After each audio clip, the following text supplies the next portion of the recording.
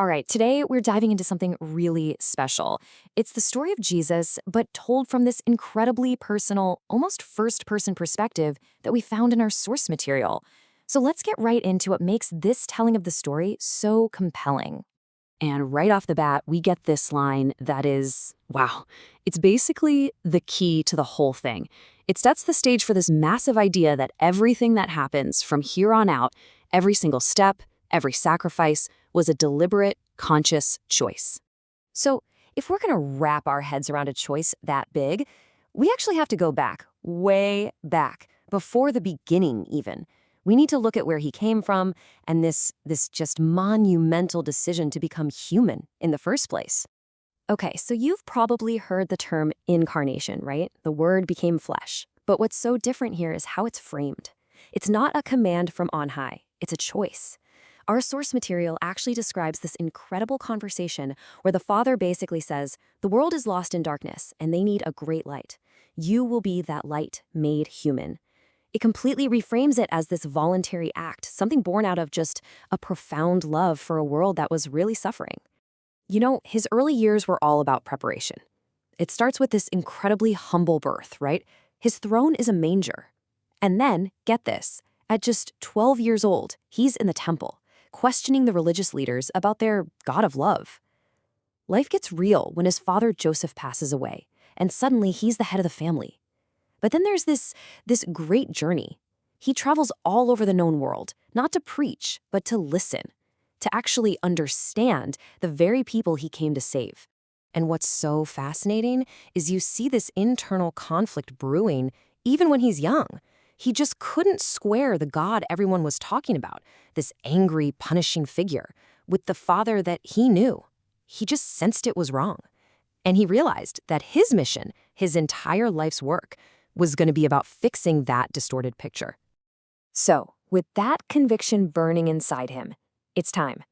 The public mission is about to kick off, and it all starts with this massive moment at the Jordan River. So he gets to the river, and there's John the Baptist. And John is like, whoa, wait a minute. I should be baptized by you. But Jesus insists. And you have to understand, this wasn't about washing away sin for him. No, this was a public announcement. It was him stepping onto the world stage and basically saying, okay, it's time. The mission starts now.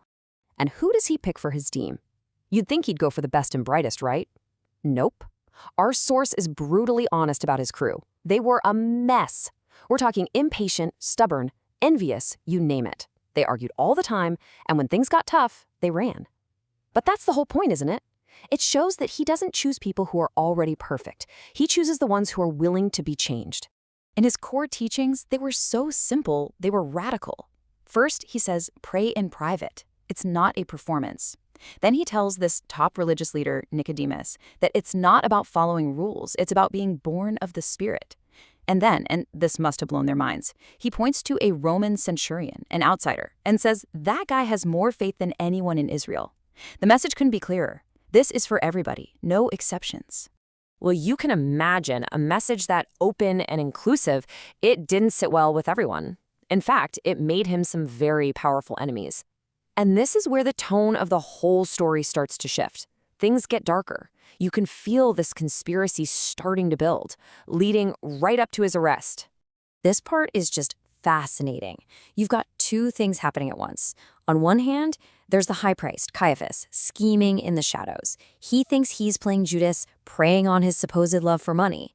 But then the source gives us this totally different perspective. It describes a private moment where Jesus tells Judas he has a special, incredibly difficult job to do, a job the others couldn't bear.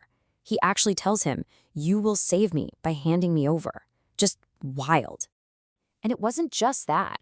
Even the guy in charge, Pontius Pilate, tries to give him an escape route. Our source talks about this secret meeting where Pilate basically says, look, I can get you out of here. My soldiers will take you to the border tonight. Just say the word. And Jesus says no. This is so important. He's not some helpless victim being dragged along by fate. He is actively, willingly walking towards it. And then you hear from Caiaphas, the high priest. And man, his words just drip with arrogance and, honestly, fear.